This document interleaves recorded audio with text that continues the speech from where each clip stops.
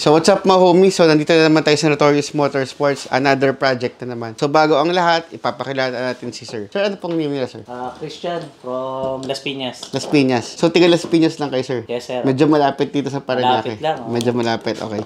So, saan niyo po nakita itong Notorious Motorsports? Actually, ito recommendation lang rin from friends, sa mga tropa, yan. So, nung nalaman ko, so naisipan na namin dalhin. Upon checking pa lang, dapat tignan pa lang pero wala, natuloy na yung project Natuloy na yung project. So, anong pinagawa natin ngayon, boss? Yung exhaust tsaka intake.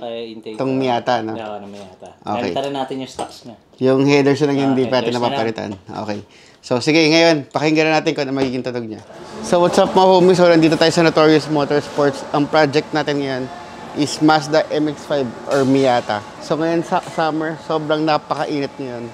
So, dito sa shop, mainit pa rin dahil ang dami nagpapagawang customer dito. So, ito yung ginawa natin. Ang ginawa natin, isilagay natin siya ng HKS muffler tip dahil gusto ng customer medyo basic lang yung tunog, hindi ganong kaingay. Tapos, nilagyan natin ng Gredy na muffler, na chambered. Tapos, naka 2.5 na pipings na siya. Tapos, nilagyan din natin siya ng resonator.